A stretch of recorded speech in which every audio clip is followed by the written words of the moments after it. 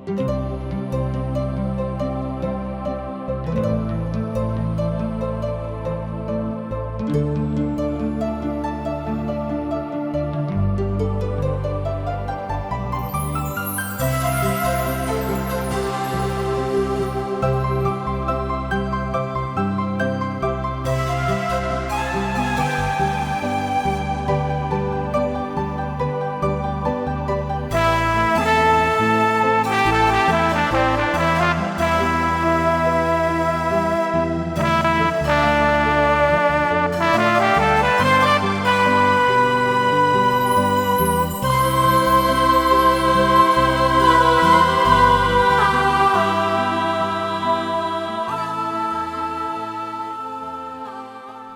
सब TWR द्वारा प्रस्तुत कार्यक्रम जिंदगी की राह देख रहल बानी। ई एगो सोचल विचारल ढंग से बाइबल की किताबन का अध्ययन हवे। ए कार्यक्रम का उद्देश्य है कि लोग जगत के बनावे वाला परमेश्वर की उद्देश्य के जाने, जौना से उनकरी इच्छा के अनुसार चल सकें। परमेश्वर के लोगन के रूप में हमके आपको और आपकी परिवार का चिंता बा, और हम आप सबके आध्यात्मिक रूप से आगे बढ़े में मार्गदर्शन करतनी।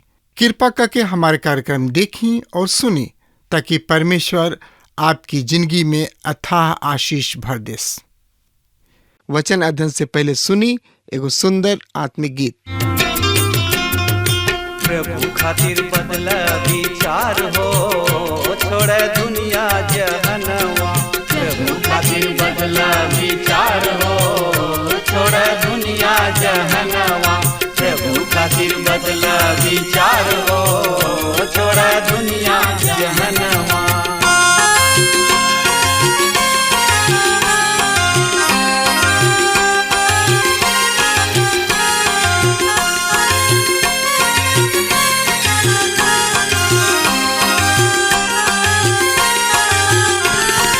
मनवा बदल बात बड़ा सुख पैबा।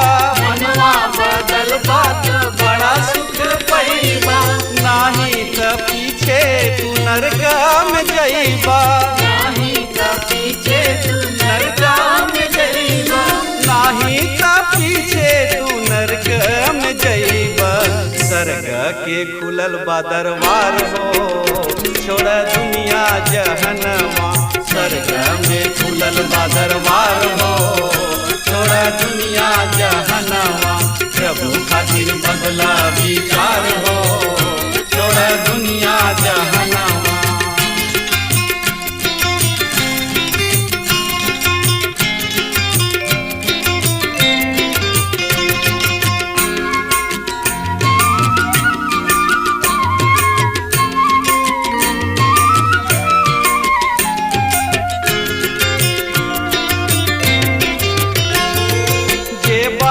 दुनिया में पाप से बाभरल, जे बाटे दुनिया में पाप से बाभरल। जिन यीशु नाम के केहू न तरल। जिन यीशु नाम के केहू न तरल। जिन यीशु नाम के केहू न तरल। यीशु नाम से बाटे उद्धार हो, छोड़ दुनिया जहनवा।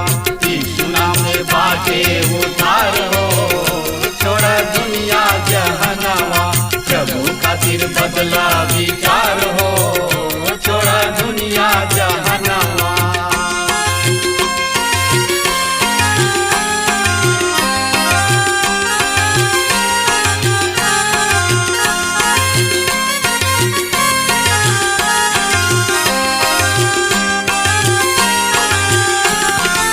जब रउआ चाहिले जिंदगी सुधारे। जब रउआ चाहिले जिंदगी सुधारे। प्रेमी यीशु के आई जा दुआरे। प्रेमी यीशु के आई जा दुआरे। प्रेमी यीशु के आई जा दुआरे। गले से लगई है करिए प्यार हो, छोड़ दुनिया जहनवा। गले से लगई है करिए प्यार हो, छोड़ दुनिया जहनवा। यीशु खातिर बदला विचार हो, छोड़ दुनिया जहनवा।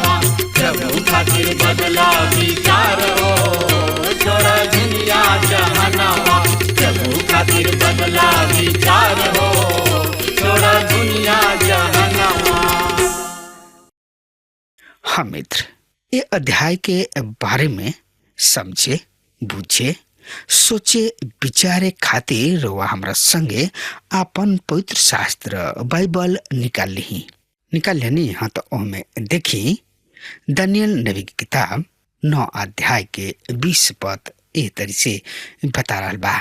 जब हम ई कहत प्रार्थना करत रही और अपना तथा आपन इस्राएली जाति के पाप के अंगीकार करत रही और अपना परमेश्वर यहोवा के सामने उनका पवित्र पर्वत के खातिर अनुनय विनय करत रही। मित्र, दानियल ए बात के अंगीकार करताने कि उ पापी हमें। ई बहुत ही रुचकर बात बा कि बाइबल में दानियल के पाप के कोनो भी वर्णन नइखे, बखान नइखे। यद्यपि दुश्मन लोग उनका जिंदगी में पाप खोजे के कोशिश करत रहले, लेकिन उनका जिंदगी में कुछ भी पाप ना पौले। हम अक्सर लोगन से कहत रहले कि कोनो भी आदमी 10 आज्ञा सबके पालन करे के द्वारा बचने के सकत। यद्यपि रुआ पुराना नियम में जमीनी के जौन 10 आज्ञा के पालन कोयला के द्वारा उधार पौले त रुआ बता सकता रही। हम तो केहू के भी ऐसन ना पौनी, नाही ऐसा लोग के देखनी। रोमियो के पत्री 3 अध्याय के 23 पद में लिखल गइल बा, ऐसे कि सब केहू पाप कइले बा और परमेश्वर के महिमा से रहित बा। मित्र, यदि रुआ सोच रहल बानी कि दानियल कौन सा पाप कइले त ये हमार काम ना ह। वचन में उनका पाप के विषय में कुछ लिखल नहीं गइल। यशायाह नबी की किताब 2 अध्याय के 1 पद एह तरी से बता रहल बा। उ वचन जौन की आमोस के बेटा यशायाह यहूदा और यरूशलेम के विषय दर्शन में पौले, अब अंत के दिन में ऐसा होई कि यहोवा परमेश्वर के भवन के पर्वत में प्रमुख ठहरावल जाई और सब जाति उनका ओर उमड़ पड़ी। मित्र, आई यही लगले हमने के पढ़ लिहल जाओ दानियल नबी की किताब 9 अध्याय के 21 पद एह तरी से साफ साफ बता रहा बात। सुन ध्यान से। और जब हम प्रार्थना करत रही और बहुते थाकल रही, वही समय वो पुरुष जिब्राइल जोना के हम पहले दर्शन में देखले रही, सांझी के बलिदान के समय हमरा किने पहुंचल। मित्र, गैब्रिएल एगो स्वर्गदूत रहन जौन की मनुष्य के रूप में दिखाई दिले। उनका दिखाई देवे के समय 3 बजे शाम के रहे। एकरा आगे हम 60 दिन के बारे में भविष्यवाणी पढ़िना। यहाँ पर आवे वाला दिन के खातिर महत्वपूर्ण अध्ययन है। दानियल नबी की किताब 9 अध्याय के 22 से 23 पद एह तरी से बतावता। वो हमरा के समझावले, हमरा से बात कैलन और कहलन, हे दानियल, हम तोहरा के समझ के साथ बुद्धि देवे आइल बानी। जब तू अनुनय विनय करे लगला तबे आज्ञा दिहल गोइल और हम तोहरा के बतावे आइल बानी, काहे कि तू बहुते सम्मानित ठहरल बड़ा। ऐसे संदेश पर ध्यान दा और दर्शन के समझ ला कि दानियल अपना प्रार्थना के उत्तर बहुत ही जल्दी प्राप्त करताने। परमेश्वर कैसे ही प्रतिज्ञा यशायाह 65 अध्याय के 24 में लिखल बा, तब ऐसन भइल कि उनका पुकारला से पहले ही हम जवाब देब, उनका मांगते ही हम सुन लेब।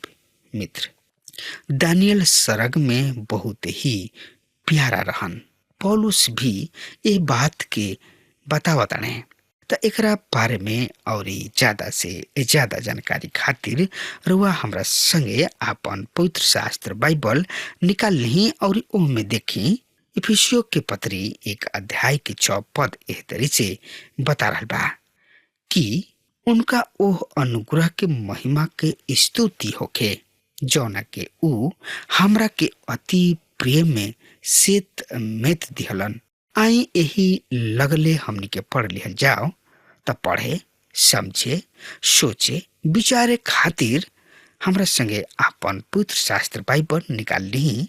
दानियल नबी की किताब 9 अध्याय के 24 पद एक तरी से बता रहल बा, तोहार प्रजा और तोहार पवित्र नगर के खातिर 70 सप्ताह ठहरावल गइल बा कि उनका अंत तक अपराध समाप्त होखे, पाप बंद होखे, अधर्म प्रायश्चित कइल जाओ, सनातन काल के धार्मिकता स्थापित होखे, दर्शन और नबुवत मुहर बंद होखे और परम पवित्र के अभिषेक कइल जाओ।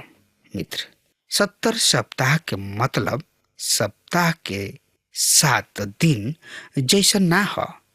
एकर मतलब 7 साल या 7 युग के बराबर भी हो सकता।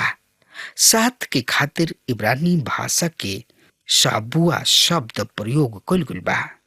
एकर मतलब माप के एगो भाग। एकर तुलना दर्जन से कर सकतानी। जब एकर उपयोग अकेले खातिर कइल जाला त एकर मतलब 1 दर्जन के रूप में होला। ऐसे यहाँ पर 70 सप्ताह के मतलब 77। एकर मतलब कोनो भी चीज के 77 हो सकता। यहाँ पर ऐसा पता चलता कि दानियल साल सब के विषय में इर्मिया की किताब में से पढ़ रहल हुई हैं। इर्मिया प्रचार करत रहन और लिखत भी रहन कि बंधुआई 70 साल के हुई।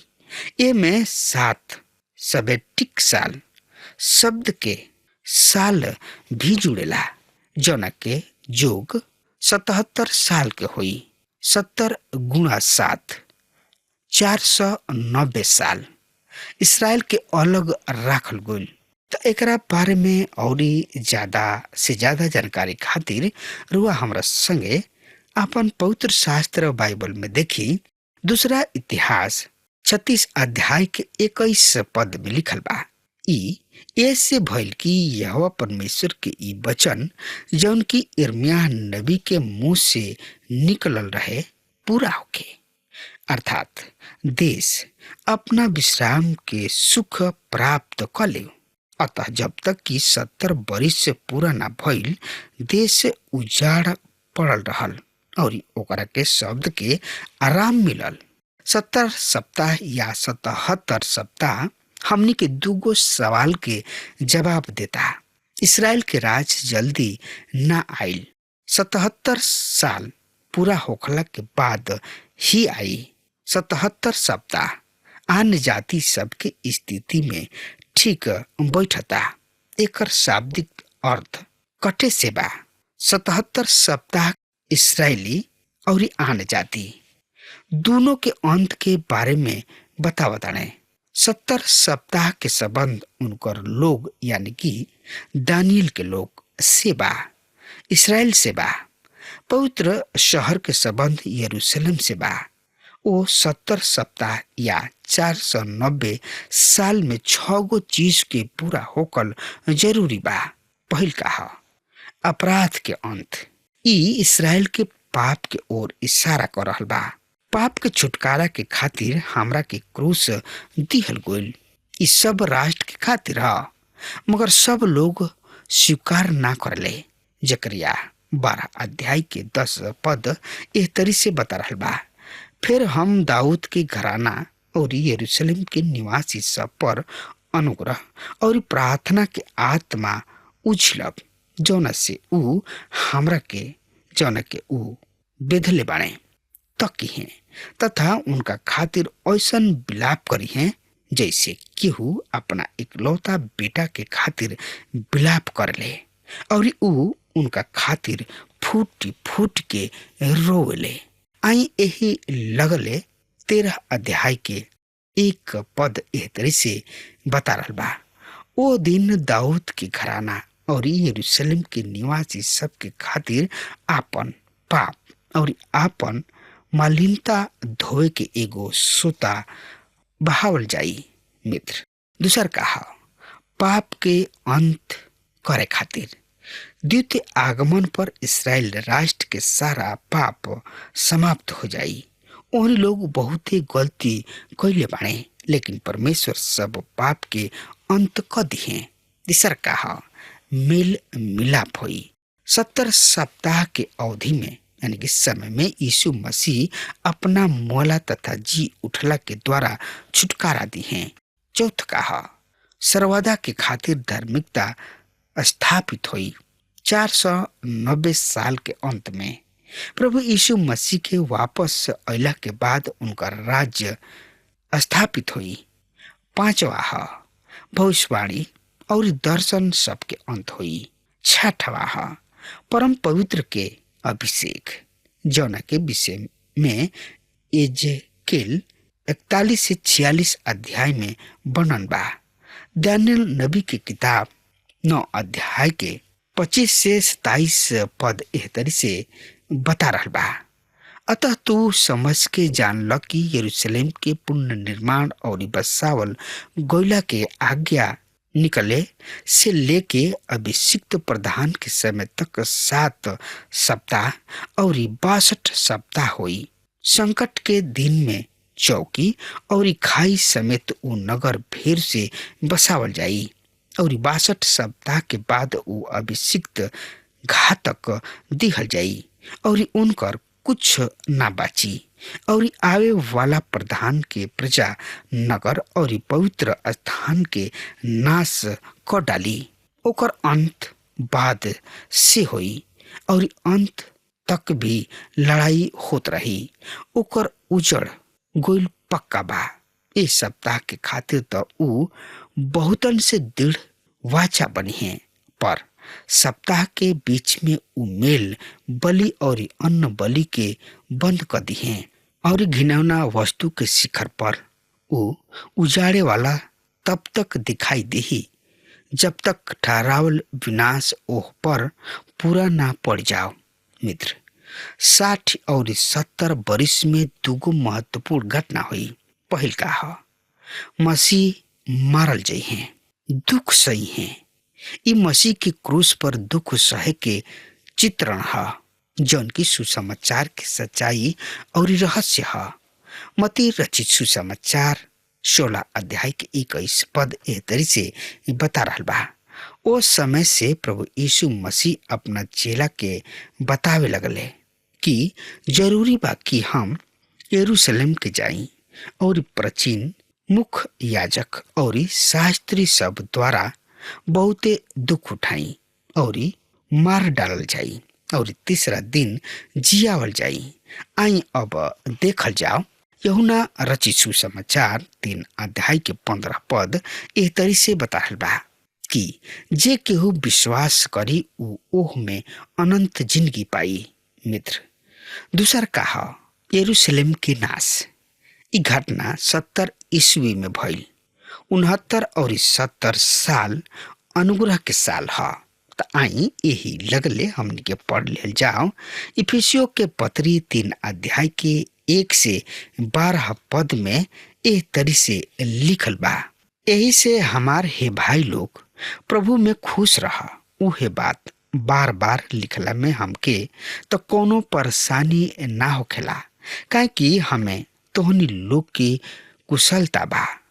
कुकुरन से होशियार रहा, ऊ बाउर काम करे वालन से होशियार रहा, ऊ काट कूट करे वाला से होशियार रहा, काहे कि साँच खतना वाला तो हमनिए के बानी जा, जे परमेश्वर की उपासना आत्मा के अगुवाई के द्वारा करले और मसीह यीशु में खुशी के संग जिंदगी बितावेनी और देह पर भरोसा ना धरेनी। यदि केहू के देह पर भरोसा धरे के विचार बा तो हमरा के ऊ लोग से कहीं अधिका हो सकेला। 8वां दिन हमार खतना भइल। इस्राएल जाति के बिन्यामीन कुल के हई, इब्रानी लोग के इब्रानी हई। व्यवस्था के बारे में यदि कहता फरीसी हई। जोश के देखला से हम मंडली के सतावे वाला और व्यवस्था के धर्मीपन के देखला से बिना दोष के रहनी। बाकी जौन बात हमरा फायदा के रहे वही के हम मसीह खातिर नुकसान बुझ लिहनी। ऐसे अधिका हम अपना प्रभु यीशु मसीह के ज्ञान के निमन पन के कारण सब बात के हानि बुझेनी, जेकरा कारण हम सब चीज सबके नुकसान उठावनी और ये उन्हीं के कूड़ा बुझेनी, ताकि हम मसीह के पाई और हम मसीह में पावल जाई। ई आशा ओ धार्मिकता से ना जवन व्यवस्था के द्वारा मिलेले, बाकी ओ धर्मीपन से और मसीह पर विश्वास कैला से मिलल। मतलब ओ धर्मीपन से जवन खाली विश्वास के द्वारा परमेश्वर से मिलल, जैसे कि हम उनका और उनका जी उठला के सामर्थ के, उनका संगे दुख में भागी होके के और उनका मरला के बराबरी के पाई। यही से हम कोनो भी तरीका से मरला में से जी उठला के पद पा सकी। मतलब ई ना कि हम पा चुकल बानी या सिद्ध हो चुकल बानी, बाकी ओ पदार्थ के पूरा करे खातिर आगे बढ़े के जोर लगावत तानी, जेकरा खातिर मसीह यीशु हमरा के पकड़ ले रहले। आई यही लगले हमनी के पढ़ ले जाओ। पहला पतरस 1 अध्याय के 10 से 12 पद एक तरी से बता रहा बा। अतः हे भाई लोग, अपना बुलावल गोला और चुनल गोला के निश्चयता के और भी अधिक प्रयत्न करत जा, और ए बात के प्रयत्न में जब तक रहबा तू कबहुओ ठीकर ना धरबा, और यही तरी हमार उद्धारकर्ता प्रभु यीशु मसीह के अनंत राज में प्रवेश करे खातिर तोहार बड़ स्वागत होई। तू ए बात के पहले से ही जाना तड़ा तथा ओ सत्य में जौन तोहार ह स्थिर भी गोइल बड़ा। यद्यपि हम तोहरा के एकरा याद दिलावे खातिर हरदम तैयार रहब। ई आवे वाला दिन के आशा है, अंतिम युग जौन की अभी पूरा होखे के बा। हमके विश्वास बा कि ई कार्यक्रम आप सब खातिर फायदेमंद सिद्ध भइल हुई। हम चाहतनी कि आप सब अपन अपन आशीष हमरों से बांटी। अगर आप सबके लगे बाइबल से चाहे आपकी निजी जिंदगी से क्यों सवाल होके, चाहे क्यों समस्या खातिर प्रार्थना करावे चाहतनी, तो हमारी फोन नंबर पर जरूर संपर्क करें। परमेश्वर आप सबके बहुत आशीष प्रदान करें और आज का दिन आप खातिर सुखद बनावे।